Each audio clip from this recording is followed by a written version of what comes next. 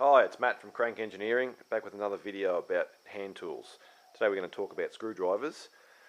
So on your motorcycle, the two most common styles of screws you'll find are these two. So a straight head, or a phillips head, or a cross head.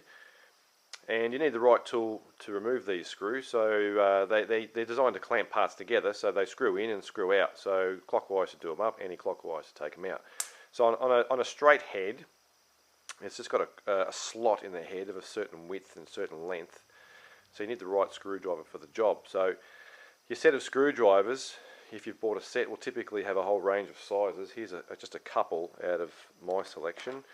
And the idea with a straight head is to find the biggest screwdriver head that'll fit that firmly to enable you to undo it as best you can. So in this particular case, this is the one that does the job, and it obviously drives off 2 points, 2 corners of the screwdriver. So if you're using one that's too small, like this, you've got too much movement in the head, and if you've got one that's too large, it just physically won't fit, and you're not really supposed to hammer those in either. So if you don't use the right screwdriver, then potentially you're going to either damage the screwdriver, more likely you're going to damage the screw, or it's going to slip off and damage the work that you're working on, or if you've got your hand nearby, you're going to stab yourself in the hand, and none of those are a good outcome. So on a straight one, just find the biggest screwdriver that'll fit inside the head completely. On a Phillips head, these screws have all got a nominal number size. So the screwdrivers that we've got here, on these particular Stanleys, they're all labelled. So this is a 0. That can't read anymore. That's a 1.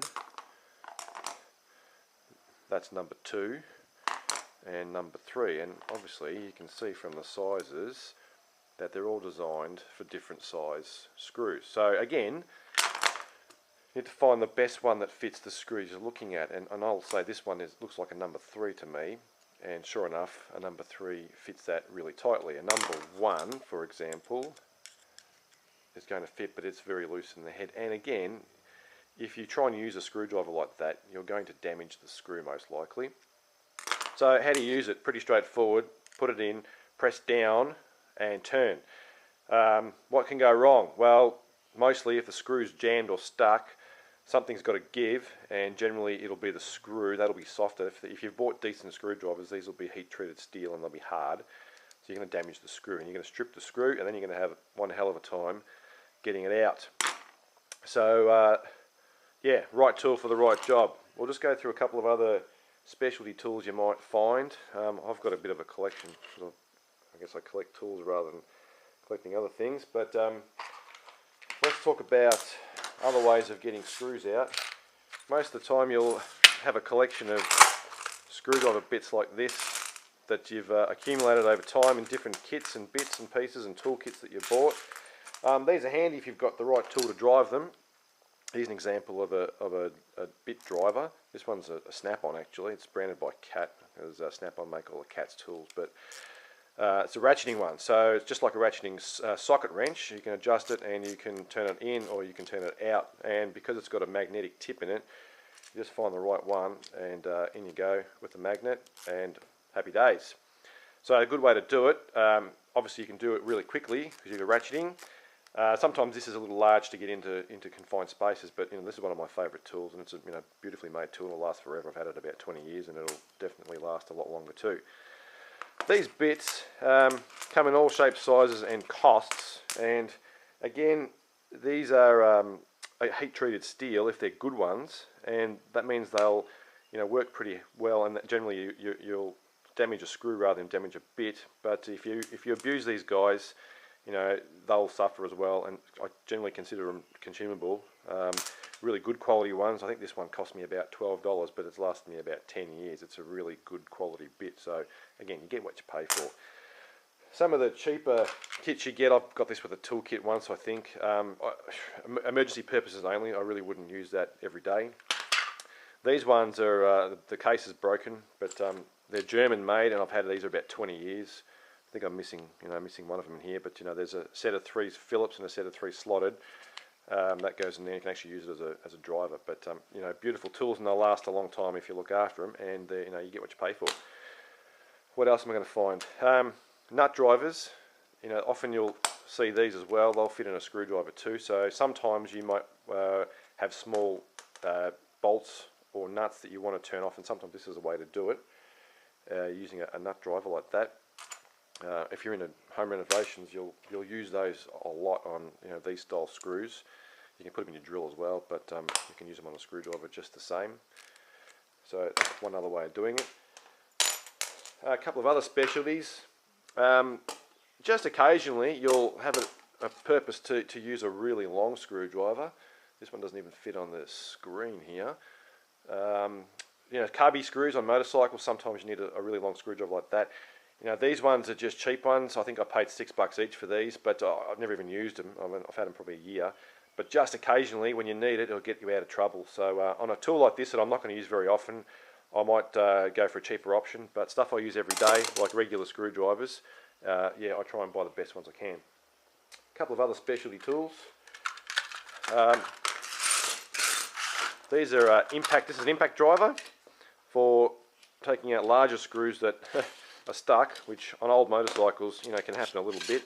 Comes with 4 bits, 2 Phillips and 2 straight. Now the idea of this guy is it has a little ramp built into it, so when you fit the bit into there and you fit that onto the screw and you hold onto that, you strike the end of it with a hammer, and obviously when you hit it with a hammer you push it into the screw hard, but it also has a ramp on it, so it works to undo the screw.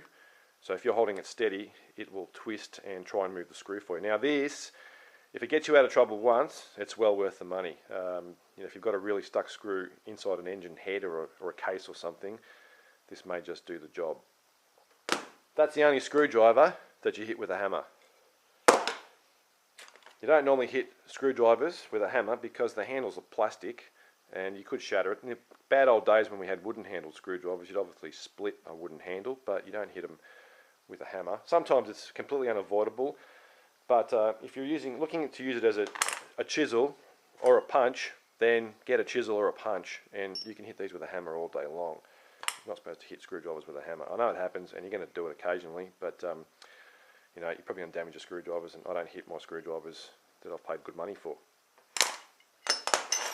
On the very occasionally, you'll end up using one as a pry bar. Here's a very large Stanley screwdriver.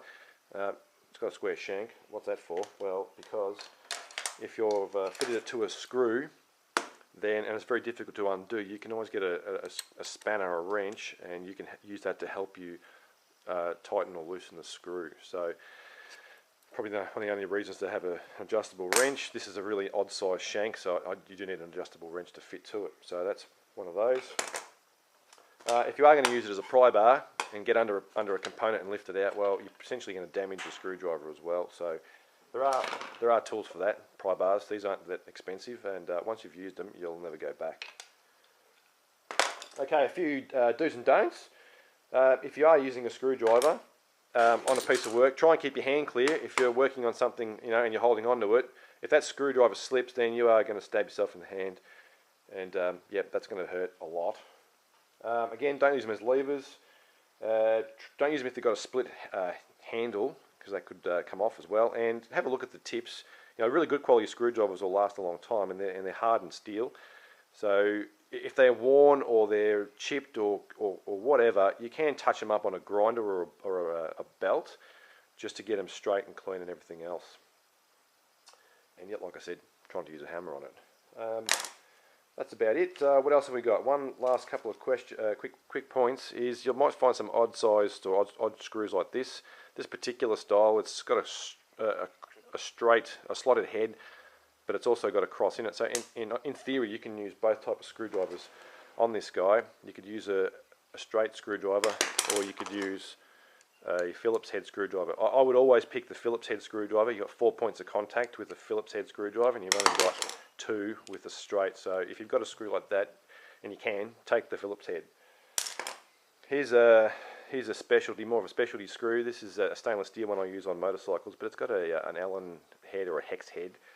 So to undo those, you obviously need either hex keys to do it properly, and we'll talk about hex keys in another video. Or you might be able to get an insert bit for your ratcheting screwdriver to undo that, or in some cases you may end up having in-hex bits like this that you fit onto your socket wrench. So that is still a screw, but it might need a different tool to undo it for you.